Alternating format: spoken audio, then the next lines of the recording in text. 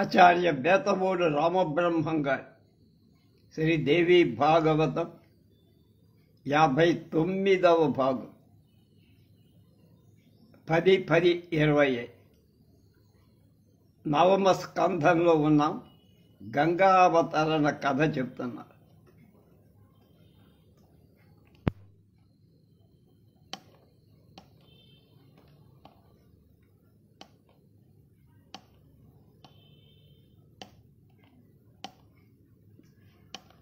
హిరణ్య గర్భతనయ అంటే నారద. సూర్యవంశంలో సగరుడనే మహారాజు ఉన్నాడు. అతడికి వైదర్భి, శైబ్య అనే ఇద్దరు భార్య. శైబ్యకు అసమంజసుడనే కుమారుడు.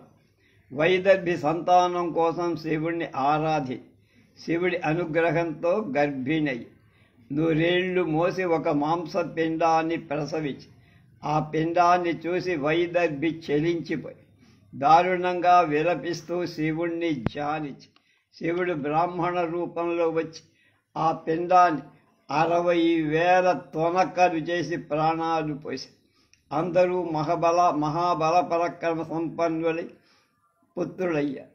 ఒక్కొక్కడు గ్రీష్మ మార్తాండుడిలా ప్రజ్వరిల్లుతారు. ఒకనాడు కపిల మహర్షి శాపం వల్ల అందరూ భస్మమైపోయి సగరుడు దుఃఖం పట్టలేక రాజ్యం వదిలిపెట్టి అరణ్యాలకు వెళ్ళిపోయి గంగానదిని ఆ భస్మరాసులపై ప్రవహింపచేస్తే తన సోదరుడు సజీవులవుతారని తెలుసుకున్న అసమంజసుడు గంగాదేవి కోసం తపస్సు ప్రారంభించి 1,00,000 సంవత్సరాలు తపస్సు చేసి చచ్చిపోయాడు. అతడి కొడుకు అంశుమంతుడు అదే దీక్షతో తపస్సు కొనసాగించాడు. అతడు 1,00,000 ఏడాది అంటే 1,00,000 ఏళ్ళు తపస్సు చేసి గతించి ఆ పైన అతడి పుత్రుడు భగీరథుడు తపస్సు చేసి అతడికి శ్రీకృష్ణుడి కోటి సూర్య ప్రభవలతో దర్శనమిచ్చి ద్విభుజుడై 2 భుజాలతో మురళీధరుడై కిశోర గోపవేష త్రిమూర్తి సంస్థుతుడై దర్శనమిచ్చిన ఆ స్వేచ్ఛామయ పరబ్రహ్మ పరిపూర్ణతమ ప్రభు చిరునవ్వులు చిందిస్తున్న ఆ నిర్లిప్త నిర్గుణ పరప్రకృతిని చూస్తూనే భగీరథుడు మోకరిల్లి భక్తి ప్రపత్తులతో స్తుతించి తన మనోవాంఛితాన్ని విన్నవించాడు. సగర పుత్రులను ఉద్ధరించి వంశాన్ని తరింప చెయ్యమని ప్రార్థించాడు. అప్పుడు కృష్ణ పరమాత్మ గంగాదేవిని ఆజ్ఞాపి, హే గంగే, సరస్వతి శాపం ఉంది కదా, వెంటనే బయలుదేరి భరత భూమి మీద అవతరించు, సగర పుత్రులను ఉద్ధరించు. ఇది నా ఆజ్ఞ. నీ పేరు సోకినా, నీ నీరు సోకినా, నీ గాలి తాకిన అందరూ పరిపూరితులవుతారు. కోటి జన్మార్జితాలైన పాపాలు నశిస్తాయి. నా రూపాలు పొంది నా లోకంలోనే విహరిస్తా. మౌసల స్నానం చేస్తే చాలు బ్రహ్మహత్యాది మహాపాతకాలు కూడా పోతాయి.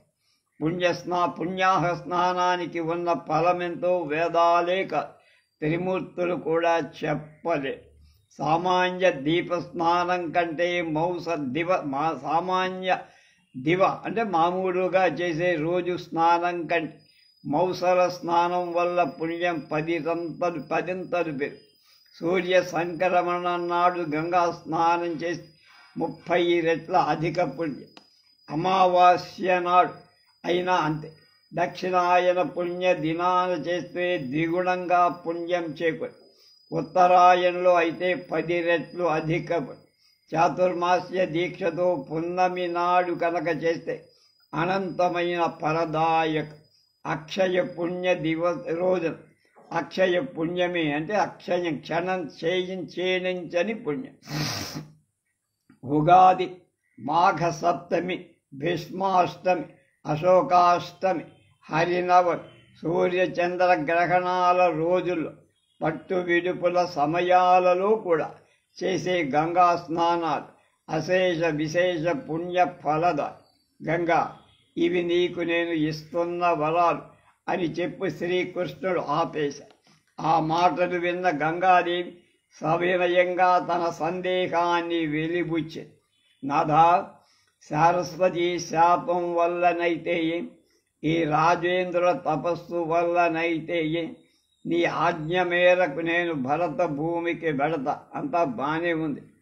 అయితే నేను అక్కడ ఎంతకాలం మళ్ళీ నీ సన్నిధికి రావడం పాపాత్ములందరూ వచ్చి నాలో మునిగి పాపాలు సమర్పిస్తే నాకు వాటి నుంచి విముక్తి ఎలా కలుగుతాయి? ఇంకా నా మనస్సులో ఉన్న సందేహాలేమిటో అన్నీ ఎరిగిన వాడివి కనుక నువ్వే తగిన ఉపాయం ఉపదేశించు అని అడిగింది. గంగాదేవి, నీ వాంఛితమేమిటో నాకు అర్థమై, ద్రవ రూపంలో భూమికి అవస్తరిస్తున్న నీకు ఇక్కడ సముద్రుడే భర్త అవుతాడు. సముద్రుడు నా అంశ అవతారం. నువ్వు లక్ష్మీ స్వరూపిణివి. నెరజాణలకు నెరజాణ దొరకడం ఆనందదాయకమే కదా. భారత భూభాగాన సరస్వతి ప్రభృతి నదులు ఎంతకాలం ఉంటాయో అంతకాలం నువ్వు వాళ్లతో పాటు సౌభాగ్య సంపదలతో ఉంటావు. దేవి, ఈనాటి నుంచి కలియుగంలో 5000 సంవత్సరాలు గడిచేవరు నువ్వు భారతదేశంలో ఉండక తప్ప నిత్యం నీకు సముద్రుడితో రహస్య సంగమం జరుగుతూనే ఉంటుంది.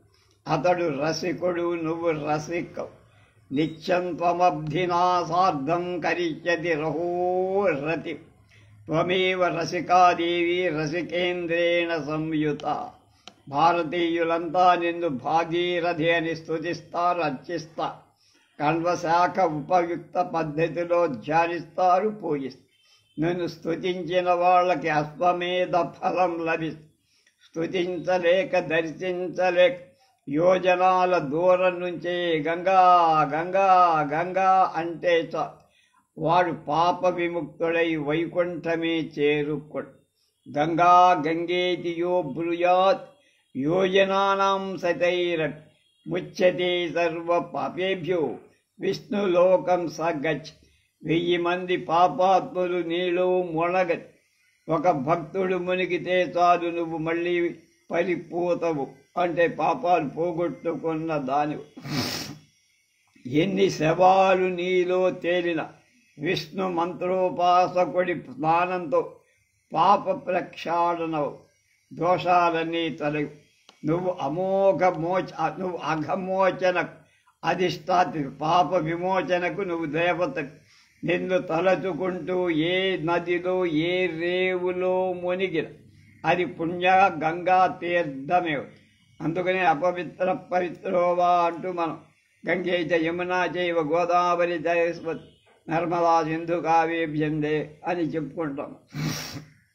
ప్రాణాలు వదిలితే సరాసరి నా సాయుధ్యం నాకు శాశ్వతంగా పార్షదులవుతారంటే నాలాంటి రూపం. ఎంతో పుణ్యం చేసుకున్న వాడి శవమే నీలో కలుస్తుంది. అతడు సరాసరి వైకుంఠమే చేస్తా. అతనికి సారూప్యమిచ్చి పార్షదుణ్ణి చేసుకోడు. తెలియక అజ్ఞానంతో నీలో మునిగిన, నీలో ప్రాణాలు వదిలిన అతనికి ఈ సాలోక్య లోకం ఇస్తా. పార్షదుణ్ణి చేస్తా. నీ పేరు జపిస్తూ ఎక్కడ ఎవరు ప్రాణాలు విడిచి వారికి కూడా శాశ్వతంగా సాలోక్యం అనుగ్రహిస్తా. రత్నాల పల్లకీలో గోలోకానికి తీసుకువెళ్తా. నా మంత్రాన్ని ఉపాసించేవాళ్ళు, నాకు నివేదన చేసి భుజించేవాడు 3 లోకాలలో పవిత్రంగా చెయ్యగల సమర్థ వాళ్ళని అలాగే రత్నాల పల్లకీలో గోలోకానికి తీసుకువెళతా. వారి బంధువులు, వాళ్ళ పెంపుడు జంతువులు కూడా, వారి సేవకులు అందరికీ అదే గౌరవం మన్నన జరుగు. మద్భక్త బాంధవా ఏషాం తేపి స్వపశ్వాదయోపి పయాంతి రత్నయావేవ గోలోకం చ అతి దుర్లభం. అలా కృష్ణుడు గంగాదేవిని ఓరడించి, భగీరథ, ఈ గంగాదేవిని భక్తితో స్తుతించి శ్రద్ధతో అర్చించు అని. భగీరథుడు అలాగే భక్తి శ్రద్ధలతో స్తుతి పూజనలు నిర్వహించి కౌధమ కౌధమ శాఖ ఉక్తంగా సామవేద మంత్రాలతో మళ్ళీ మళ్ళీ మళ్ళీ స్తుతిస్తున్నారు. కృష్ణ పరమాత్మను స్తుతించి ప్రణమి గంగాదేవి స్తుతించి నమస్కరించింది.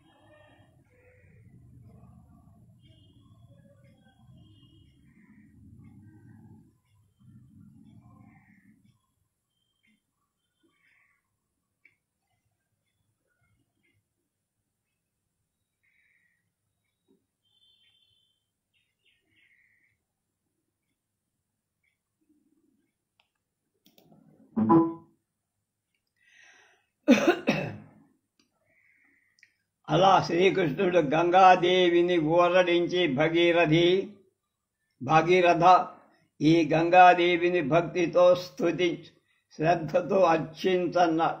భగీరథుడు భక్తి శ్రద్ధలతో స్తుతి పూజనలు నిర్వహించారు. కౌధుమ శాఖోక్తంగా సామవేద మంత్రాలతో మళ్ళీ మళ్ళీ స్తుతించారు. కృష్ణ పరమాత్మను స్తుతించి ప్రణమిల గంగాదేవి స్తుతించి నమస్కరి కృష్ణుడు అంతర్ధానం చెందారు అని నారాయణ మహర్షి చెప్పగా, భగీరథుడు చేసిన పూజా విధానాన్ని స్తుతిని చెప్పమని నారదుడు అభ్యర్థిస్తే అప్పుడు నారాయణ మహర్షి చెప్తున్నాడు, నారద, భగీరథుడు స్నానం చేసి ధౌత వస్త్రాలు ధరించి శుచిగా నిత్యక్రియలు అనుష్ఠించి ఏకాగ్రచిత్తంతో భక్తితో దేవషట్కాన్ని ఆరాధించి ఆ తర్వాత గంగాదేవిని స్తుతించారు. విఘ్న వినాశనం కోసం గణేశ్వరుణ్ణి, ఆరోగ్యం కోసం సూర్యుణ్ణి, శౌచం కోసం అగ్నిని, లక్ష్మి కోసం విష్ణువును, జ్ఞానం కోసం శివుణ్ణి, ముక్తి కోసం శివానీని పూజించాలి. ఈ 6 దేవతలను ముందుగా పూజించిన వాడికే ఏ పూజ చెయ్యటానికైనా అధికారం, లేకపోతే విషమ ఫలితాలు తప్ప. అధ్యాయం 11లో 72 శ్లోకాల భావమంతా చెప్పి, గణేశంచ దినేశంచ వక్నిం విష్ణుం శివం శివాం సంపూజ్య దేవషట్కంచపో అధికారీ చ పూజనే గణేశం విఘ్ననాశాయ ఆరోగ్యాయ దివాకరం వహ్నిం శౌచాయ విష్ణుంచ లక్ష్యర్థం పూజయేన్నరః శివం జ్ఞానాయ జ్ఞానేశం శివాం చ ముక్తిసిద్ధయే సంపూజ్యైతాన్ లభేత్ ప్రాజ్ఞో విపరీతమతోన్యథా. కండశాఖోపయుక్తమైన గంగా ధ్యానం మహాప్రాప ప్రళాశక్. గంగాదేవి తెల్ల కలువగా ఉంటుంది. కృష్ణమూర్తి నుంచి ఉద్భవించింది. కృష్ణ తుల్య సమాన అగ్ని జ్వాల లాంటి అంశుకాన్ని ధరించింది. రత్నభూషణాలు అలంకరించుకొని ఒక్కసారిగా శరత్ పూర్ణిమ చంద్రబింబ 100 ఉదయించినంత ఆహ్లాదంగా ఉంటుంది. చిరునవ్వులు పండిస్తూ ఉంటుంది. ఎప్పుడు యవ్వనంలోనే ఉంటుంది. నారాయణ ప్రియామే, శాంతస్వరూప, సౌభాగ్య సమన్విత, విశాలమైన కబరీభారం. అందులో మాలతీ పుష్పమాలికలు, చెక్కిళ్ల మీద సింధూర చందన కస్తూరి బిందువులు, మకరికా పత్ర అలంకార, దొండపండు లాంటి పెదవు, ముత్యాల కోవలాంటి పరువలు, అందమైన ముఖం, అందమైన బొట్టు, అందమైన కళ్ళు, క్రీగంటి వాలు చూపుతో మరింత మనోహరంగా ఉన్నతమైన వక్షస్థ, విశాలమైన జఘన భాగం, మెట్ట తామర వంటి పాద, వాటికి రత్న పాదుక, లత్తుకతో పారాణి దిద్దిన పాద, దేవేంద్రుడి శిరస్సు మీద ఉన్న మందార పుష్పం నుంచి జారిపడి ఎర్రని మకరంద బిందువుతో పొలాన్ని దిద్దుకున్నట్లు అనిపిస్తుంది. రత్నపాదుక సంయుక్తం కుంకుమాక్తం పయావగం దేవేంద్రమౌళి సంబంధారం మకరంద కరుణాలయం. స్వరసిద్ధ మునీంద్ర గణాలు సమర్పించిన అర్ఘ్యాలతో ఆర్ద్రంగా తడిగా ఉండే పాదపద్మ, తపస్సుల శిరస్సులు అనే తుమ్మెద, బారులు తీరి మూగే పాదపద్మ, ముముక్షువులకు ముక్తి ప్రదాత, రుభుక్షువులకు భోగప్రద, వరేణ్య వరద భక్తానుగ్రహకారిణి శ్రీ విష్ణు పదదాత్రి విష్ణునది అటువంటి గంగాదేవికి నమస్కరిస్తున్న అనే ధ్యాన శ్లోకాలతో ఆ త్రిపథగను ధ్యానించాలి. షోడశ ఉపచారాలు చెయ్యి. ఆసన పాద్య అర్ఘ్య స్నాన అనులేపన ధూప దీప నైవేద్య తాంబూల శీతోదక వసన భూషణ మాల్య గంధ ఆచమనీయ తల్ప సమర్పణలు అవి షోడశోప ఉపచారం. ఆసనం ప్రాచ్యమధ్యంచ స్నానీయంచ చామలేపనం ధూపం దీపంచ నైవేద్యం తాంబూలం శీతలం జలం పవనం భూషణం మాల్యం గంధం ఆచమనీయ మనోహరం సుతల్పంచ దేవేన్యేతాని షోడశ. వీటిని దేవి భక్తితో వీటిని చేసి భక్తితో సాష్టాంగ నమస్కారం చెయ్యి. అలా పూజ చేస్తే అది అశ్వమేధ ఫలాన్ని 21 శ్లోకాలతో విష్ణుమూర్తి చేసిన గంగాస్తవం మరింత పుణ్యప్రదం విను. శివుడి సంగీతానికి పరవశించిన విష్ణుమూర్తి శరీరం నుంచి ఆవిర్భవించింది గంగ. రాధా శరీరం నుండి జాలివారిన జలంతో వరద కట్టి సృష్టి కన్నా ముందు గోలోకంలో రాసమండలంలో శంకరుడి సన్నిధిలో జన్మించి గోపీజనంతో హలాహలంగా కోలాహలంగా జరుగుతున్న రాధా మహోత్సవం కార్తీక పూర్ణిమ రోజున అవతరించి 1,000,000 యోజన విస్తీర్ణం అంతకంటే 1,00,000 రెట్లు పొడుగు ఉండే గోలోకమంతటా వ్యాపించిన గంగమ్మకు వందనాలు. శివ సంగీత సమ్ముగ్ధ శ్రీకృష్ణాంగ సముద్భవాన్ రాధాంగర్ధవ సంయుక్తాం తాం గంగాం ప్రణమామ్యహం. యజ్జన్మ సృష్టౌ రాదౌ చ గోలోకే రసమండలే సన్నిధానే శంకరస్య తాం గంగాం ప్రణమామ్యహం. గోపైర్గోపీభిరాకీర్ణే శుభే రాధా మహోత్సవే కార్తీకీ పూర్ణిమాయాంచ తాం గంగాం ప్రణమామ్యహం. 60 లక్షల యోజనాల విస్తీర్ణం, అంతకు 4 రెట్ల పొడవు వైకుంఠంలో వ్యాపించిన గంగకు దండ. 30 లక్షల యోజన విస్తీర్ణం, అంతకు 5 రెట్ల పొడవు బ్రహ్మలోకంలో ప్రవహించే గంగమ్మకు ఏటి కోళ్ళు అంటే నమస్కారం. అంతే విస్తీర్ణం, అంతకు 4 రెట్లు పొడవు శివలోకంలో సంచరించే గంగమ్మకు నమస్కారం. అలాగే ధ్రువలోక, చంద్రలోక, సూర్య, తప, మమో, జనలోక, మకరలోక, కైలాస, ఇంద్రలోక, పాతాళాలలో ప్రవహించే గంగాదేవికి నమోవాక. ఇంద్రలోకంలో మందాకినిగా, పాతాళంలో భోగవతిగా కీర్తింపబడే గంగా భవానికి నమస్కారం. 1 కోశమాత్ర విస్తీర్ణం అక్కడక్కడ ఇంకా క్షీణించి అలక్కనందాగా భూలోకంలో ప్రవహించే గంగమ్మకు డింగిడీలు, కింగిడీలు అంటే నమస్కారం. అలక్కనంద మనకెక్కడ ఉంటుంది.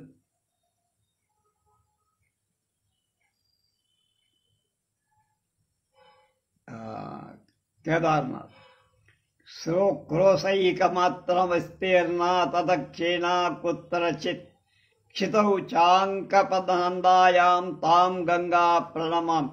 చాం అలకనందా చ తాం గంగాం ప్రణమా సత్యేయా క్షీరవర్ణా చ త్రేతాయాం ఇందు సన్నిభ ద్వాపరే చందనాభాయ తాం గంగాం ప్రణమామ్య.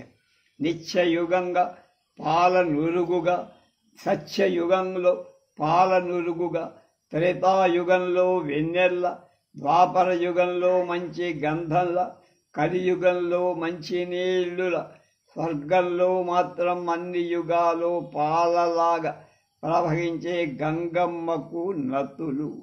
గంగా జల కణాన్ని రవ్వంత స్పృశిస్తే పాపాత్మలకు కూడా జ్ఞానోదయం అవుతుంది. కోటి జన్మల పాపాలు నశిస్తాయి. బ్రహ్మహత్య మహాపాతకం కూడా అంతరించిపోతుంది. జలప్రభా కలవు యవచ నాణ్యత్ర పృథివీతలే స్వర్గే చ నిత్యం క్షీరాభా తాం గంగాం ప్రణమామ్య. యత్తో యనికకాస్పర్శే పాపినాం జ్ఞాన సంభవ బ్రహ్మహత్యాధికం పాపం కోటి జన్మార్జితం దహేత్. నారద, ఈ గంగా లహరిని, స్తోత్రాన్ని నిత్యం భక్తితో పఠించి గంగమ్మకు అర్చించిన వాడు అశ్వమేధ యాగ ఫలితం దక్కుతుంది. శంకరాచార్యులు కూడా గంగా స్తుతి చేశారు. అలాగే జగన్నాథ పండితరాయలు కూడా చేశారు. అలాగే అశ్వమేధ యాగం వంటి ఫలితం దక్కు. అందులో సందేహం లేదు. సంతానం లేని వాళ్ళకి సంతానం, అవివాహితులకు వివాహం అవుతాయి, రోగులకు ఉపశమనం, రోగ విముక్తి కూడా.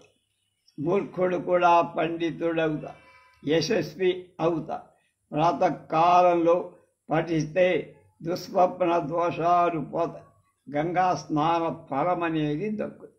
శ్రీకృష్ణుడి ఆజ్ఞ ప్రకారం భగీరథుడు అదే స్తోత్రాన్ని చేసి గంగాదేవి తన వెంట తీసుకు వెళ్ళాడు. సగర పుత్రుల చితాభస్మాల మీద ప్రవహింపజే వెంటనే వాళ్ళంతా వైకుంఠానికి వెళ్ళిపోయాయి. భగీరథుడు తెచ్చాడు కనుక అప్పటి నుంచి ఈ నదికి భాగీరథి అనే పేరు. బ్రహ్మానందన, అది నా గంగా అవతరణ కథ.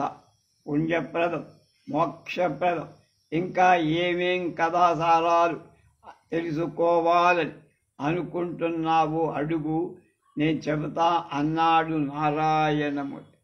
బాపు గారు చేసిన సీతా కళ్యాణంలో గంగావతరణ ఘట్టం చాలా గొప్పగా ఉందని, ఆ సీతా కళ్యాణం మొత్తం సినిమా ఇది విద్యార్థులకి పాఠంగా ఉపయోగపడుతుంది. లండన్ లైబ్రరీలో దాన్ని ఆర్కైవ్లో ఉంచి అక్కడ విద్యార్థులకి వాటి మీద అంటే సినిమాటోగ్రఫీ అంతా నేర్చుకునే వాళ్ళు అది పాఠంగా ఏర్పాటు చేసి ఆ అవతరణ రాసినటువంటి కవి నారాయణ రెడ్డి గారు. రాధాదేవే గంగా మహర్షి గంగా నదికి త్రిపథగా అనే పేరు. 3 లోకాల్లో ప్రవహించేది. అక్కడ ఆకాశ గంగ, భూలోక గంగ, పాతాళ అన్నావు కదా. అది ఎలా ఏర్పడిందయ్యా? ఎలా, ఎక్కడెక్కడ ఆ నది 3 మార్గాల్లో ప్రవహించింది? అక్కడ ప్రజలెవరు? ఈ విశేషాలు తెలుసుకోవాలి అన్నాడు నారదుడు. వెంటనే నారాయణ మహర్షి రెడీ రెక్కనల్లాగా గూగుల్లో కొడితే ఎలా మనకు వస్తుందో ఆన్సర్ అలా చెప్తాను. గోలోకంలో ఒక పూర్ణిమ నాడు రాధా మహోత్సవం జరిగింది. రాసమండలంలో రాధాదేవిని పూజించి శ్రీకృష్ణుడు ఆమె సన్నిధిలో మహోల్లాసంగా ఉన్నాడు. రాధాదేవి కూడా పూజలు అందుకున్న ఆనందంలో ఉత్సాహంగా. బ్రహ్మాది దేవతలు, సనక సనందనాది మహర్షులు రాధాకృష్ణులు పరివేష్టించి కొలువుదీరి కూర్చొని ఇంతలోకి సరస్వతీదేవి తన వీణను శృతి చేసి కృష్ణస్థితి రూపమైన సంగీతం అత్యద్భుతంగా పాడింది, వినిపించి అందరూ సంతోషించారు, కానుకలు కురిపించారు.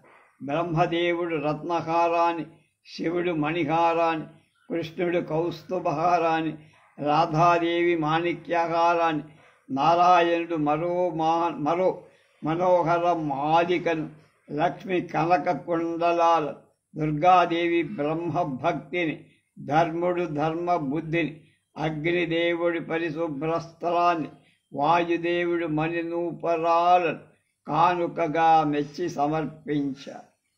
బ్రహ్మదేవుడు శివుణ్ణి ప్రేరేపించి నువ్వు కూడా కృష్ణ సంగీతం వినిపించు అన్నాడు. శివుడు విజృంభించి గానం చేశాడు. శ్రోతలంతా పరవశించి మై మరచిపోయి శిలా ప్రతిమలైపోయారు. ఒకరక పారవశ్యం నుంచి నెమ్మదిగా తేరుకొని కళ్ళు తెరిచి చూసేసరికి గోలోకమంతా జలమయమై కనిపించేది. రాధాకృష్ణుడు ఏమయ్యారో అడ్రస్ లేదు. అందరూ ఎక్కడ వెతికినా దొరకలు. దుఃఖం పట్టలేకపోయారు. గోపీ జనం దేవతలు పెద్ద పెట్టున విలపించే ఏం జరిగిందో తెలుసుకుందామని బ్రహ్మదేవుడు ధ్యానంలో కూర్చొని అంతర్దృష్టిని సారించాడు. శివుడి సంగీతానికి కరిగిపోయి రాధాకృష్ణులు కూడా ద్రవరూపం చెందారని అర్థమయ్యి. ధ్యానేన బ్రహ్మా బుబుధే సర్వం తీర్థం అభీప్సితం గతశ్చ రాధయా సార్ధం శ్రీకృష్ణో ద్రవతామి. ఈ విషయాన్ని విష్ణు మహేశ్వరులకు చెప్పారు. అందరూ కలిసి రాధాకృష్ణుల సందర్శనం కోసం పరాత్పరుణ్ణి స్తుతించారు. అంతలోకి అశరీరవాణి ఇలా వినిపించింది. అది శ్రీకృష్ణుడి కంఠంగానే వినబడింది.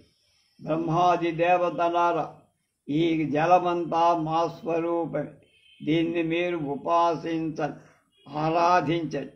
పూర్వరూపాలలో మమ్మల్ని చూడాలనుకుంటే శివుడు నా ఆజ్ఞ పాటించాలి. వేదశాస్త్రాలను అవలోడించి అపూర్వ మంత్రాలను సేకరించి స్తోత్రాలను నిర్మించి ధ్యానమంత స్తోత్ర కవచయుతంగా పూజ విధానం ఏర్పరిచి సన్ను పూజించాలి. ఇది నా మంత్రం కావాలి. ఆ మంత్రాన్ని, ఆ పూజా విధానాన్ని కొందరు భూలోకవాసులైన, కొందరు శిష్ట వ్యవహారికంగా ఉపాసించే వాళ్ళైనా ప్రతిజ్ఞగా పూర్వకంగా శివుడు ఈ పూజను ఆచరిస్తే మేము మీకు దర్శనమిస్తాం, లేకపోతే లేదన్న. అశరీరవాణిగా కృష్ణుడు వినిపించిన ఆజ్ఞను శివుడు శిరసావహించి అతడు జ్ఞానానికి అధిదేవత. వెంటనే అక్కడి జలాన్ని దోషిలో తీసుకొని విష్ణు మాయా మహామంత్రాలను జపించి స్తోత్రాలను సమకూర్చి అర్చించాడు. ఆ నీటిని స్పృశించి అసత్యం పలికినవాడు శాశ్వతంగా కాలసూత్రమని నరకానికి పోతారని ప్రతిజ్ఞ కూడా చేసి గంగాతోయ సంస్పృశ్య మిథ్యాయది వదేజ్జన సయాతి కాలసూత్రంచ యావద్వై బ్రహ్మణో వయం. శంకరుడు కూడా ఇలా అనగానే రాధాకృష్ణుడు ప్రత్యక్షమయ్య గోపీశ్వర బృంద ఆనందంతో కేరింతలు కొట్టారు. మళ్ళీ మహోత్సవం జరిపారు. ఆ పైన శివుడు ముక్తి దీపాన్ని వెలిగించాడు. నారద, ద్రవరూపం చెందిన రాధాదేవి గంగాదేవి రాధాకృష్ణుల సంయుక్త రూపంగా గోలోక ఆ నది అర్చించబడుతోంది. భుక్తి ముక్తి ప్రద శ్రీకృష్ణుడు లోకానుగ్రహ కాంక్షతో ఆ గంగా నదిని ముల్లోకాలకు ప్రవహింపచేసి అక్కడికక్కడే నిలవరించాడు. కనుక కృష్ణ స్వరూపంగా సర్వ బ్రహ్మాండ పూజితగా గంగా నది ఇవాళ మనకు పేర్కొనబడుతోంది. ఇది 12వ అధ్యాయంలో 80 శ్లోకాల భావం. నారాయణ మహర్షి కలియుగంలో 5000 ఏళ్ళు గడిచాక మళ్ళీ గంగా నది ఎక్కడికి వెళ్ళింది అని క్వశ్చన్ వేశారు.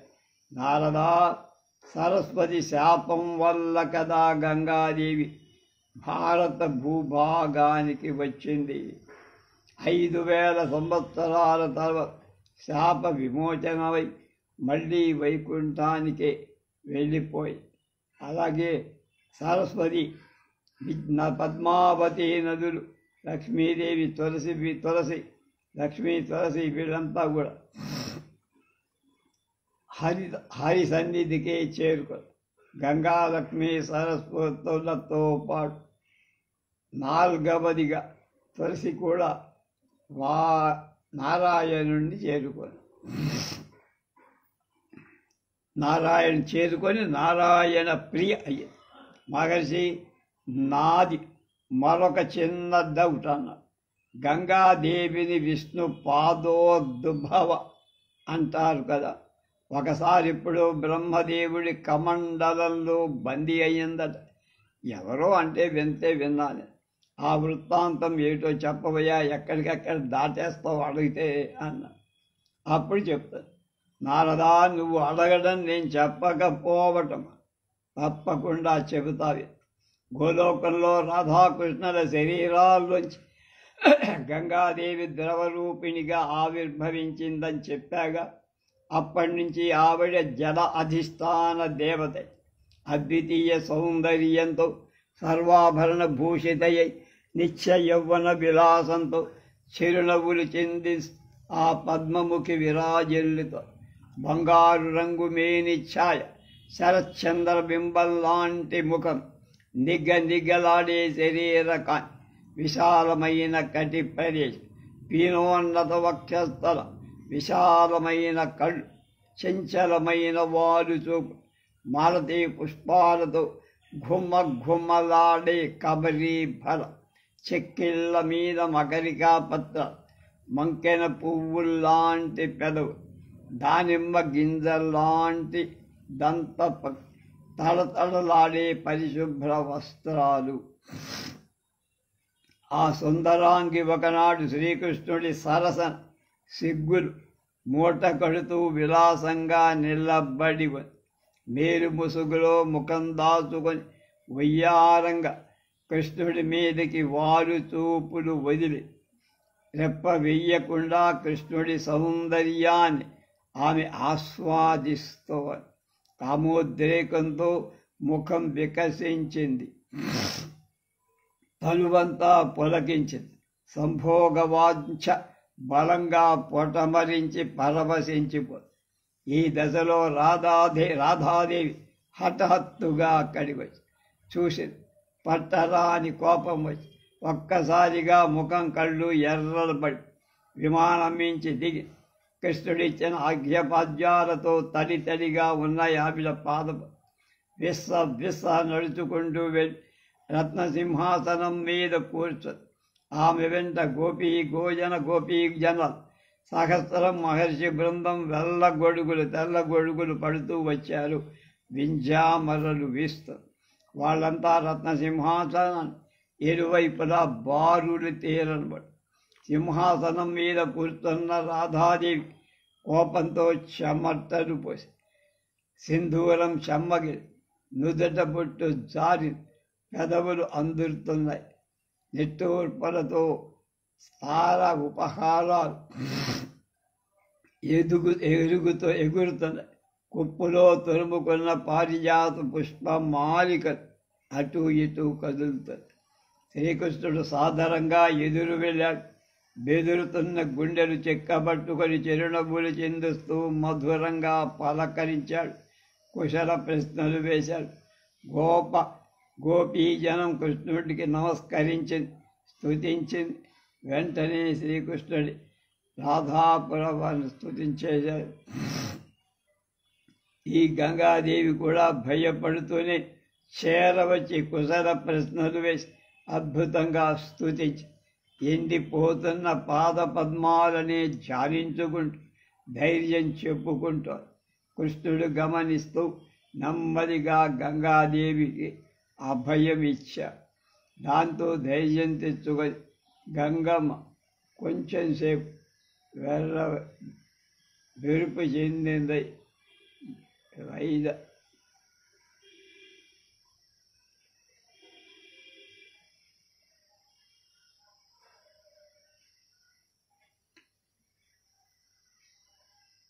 గంగాదేవికి అభయమిచ్చాడు.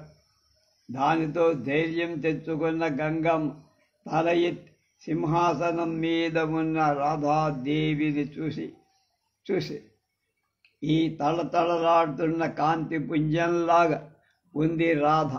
చూపులకు హాయిగా ఉంది. బ్రహ్మ తేజస్సుతో ప్రకాశిస్తారు. అసంఖ్యాక బ్రహ్మలకు ఆవిడే సృష్టికారి. సృష్టికే అది సృష్టి, సనాతని. ఎప్పుడు 12 ఏళ్ల వయస్సు, ప్రౌఢ యవ్వ, నిత్యకన్య. రూపగుణాలలో ఈ విశ్వంలో సాటి లేని శాంతస్వరూప్, సౌందర్యరాశి, ఆద్యంతరహిత. స్వామి సౌభాగ్య సంయుత్, శుభప్రద, సుభద్ర, కృష్ణుడి అర్ధాంగి. వయస్సులో, తేజస్సులో, కాంతిలో అన్నిటా కృష్ణుడికి సమానం. లక్ష్మీ శ్రీహరులతో అర్చింపబడే మహాలక్ష్మి తన శక్తిని అంతా గంగాదేవికి ఇచ్చి జలాంతర్గతం అయిపోయి చెలికత్తి అందించిన సాంబూలాన్ని విలాసంగా తీసుకుంటోంది. పుట్టుక లేనిది కానీ సర్వ సృష్టికి తానే జనని. కృష్ణ ప్రాణ అధిదేవత, ప్రాణప్రియ, రాసేశ్వరి, సురేశ్వరి అయిన రాధాదేవి గంగాదేవి రెప్పవేయకుండా తదేక దీక్షతో చూస్తోంది. గప్పన వారిద్దరూ నాద అంతర్గత లోకనాథాన్ని శరీరే మానసే అనేటువంటి కీర్తనతో చక్కగా స్తుతిస్తున్నారు. ఎంతకీ తనివి తేరడల్ల దృష్ట్వా రసేశ్వరీం తృప్తిం న జగామ సురేశ్వరీం నిమేషరహితాభ్యాంచ లోచనాభ్యాం వసౌచ. రాధాదేవి ముఖంలో కోపం శాంతి, చిరునవ్వు పెరిగి మధురంగా కృష్ణుని అడిగి, ప్రాణేశ్వరా, ఈ కళ్యాణి ఎవరు? ఇందాక నీ పక్కే నిలబడి కాముక దృష్టితో నీ ముఖ పద్మ సౌందర్యాన్ని ఆస్వాదిస్తారు. వాళ్ళు చూపులు నిగుడుస్తూ పులకించి పరవశిస్తారు. వేలి ముసుగులో ముఖం కప్పుకొని రెప్పవాల్చక చూస్తావు. నువ్వు కూడా అలాగే కామివై చూస్తూ పరవశించిపోతూ చిరునవ్వులు చెందిస్తుంది. ఏమిటిదంతా? నేను బతికి ఉండగానే ఈ లోకంలో, గోలోకంలో అలాంటి దుర్మార్గం జరగడమా? నువ్వు మాటికి అలాంటి చెడ్డ పనులు చేస్తున్నావు. నేనేమో ఆడదాన్ని కనుక, మనసు మెత్త కనుక నీ మీద ప్రేమతో ఓరిమి వహిస్తున్నా. ఇక భరించలేను. పద, నువ్వు నేను ఈ గోలోకం వదిలి వెళ్ళిపో. లేకపోతే నువ్వు నాకు దక్కవు. నీకు ఇక్కడ భద్రత లేదు. పద, నన్ను తీసుకుపో. నువ్వు ఉత్తి లంపటూడివి. ఒకప్పుడు చందనారణ్యంలో విరజతో కనిపించావు. చెలికెత్తులు చెప్పారని ఊరుకో. నా అలికిడి విని నువ్వు అప్పుడు అదృశ్యమై పాపం మా విరజాదేవి శరీరం విడిచిపెట్టి నదిగా మారిపోయి ఇప్పటికీ నీ సత్కీర్తి చిహ్నమై ప్రవహిస్తూనే. నేను ఇంటికి పోయాక నువ్వు మళ్ళీ ఆ చందనారణ్యానికి వెళ్ళి విరజా అంటూ పరితపించి నీ వేదన చూడలేక యోగశక్తితో ప్రవాహం నుంచి బయటికి వచ్చి విరజాదేవి సాలంకృతమూర్తి అయి నీకు దర్శనమిచ్చి ఆమెను కౌగలించుకొని సుఖించావు. నీ కలయికతో ఆవిడ గర్భం ధరించింది. 7 సముద్రాలు ఆమె ప్రసవించింది. అంటే సముద్రాలని ప్రసవించి మరొకసారి చంపకారణ్యంలో శోభాని గోపికతో కనపడ్డావు. అప్పుడు అంతే, నా అలికిడి విని కంటికి కనపెనకుండా జంపు జలాలి. ఆ గోపిక శరీరం విడిచిపెట్టి చంద్రమండలంలోకి శోభగా వెళ్ళిపోయి నువ్వు గుండెను రాయి చేసుకొని ఆవిడ తేజస్సును విభజించి కొంత రత్నానికి, కొంత బంగారానికి, కొంత స్త్రీల ముఖాలు, కొంత రాజులకు, కొంత చిగురుటాకులకు, కొంత పుష్పాలకు, కొంత పక్వ ఫలానికి, కొంత పంటలకు, అలా కొంత రాజీవ మందిరాలు, కొంత శిశువులకి, కొంత క్షీరానికి పాలికి పంచి పాలకు. ఇంకొకసారి నువ్వు ప్రభ అనే గోపికతో బృందావనంలో పొదలో కనిపించి అప్పుడు అలాగే నా అలికెడికి జంప్ అయిపోయావు.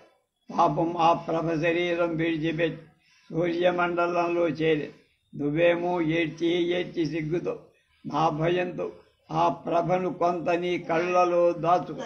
కొంత అగ్ని, కొంత యక్షులకు, కొంత పురుష సింహాలకు, కొంత దేవతలు, కొంత విష్ణుజనులు, కొంత నాగజాతి, కొంత బ్రాహ్మణులు, కొంత మునులకు, కొంత తపస్సులకు, కొంత సౌభాగ్యవతులకు, కొంత యశస్వంతులకు విభజించి నువ్వే ఇచ్చావు. ఒక వసంత ఋతువులో రాసమండలం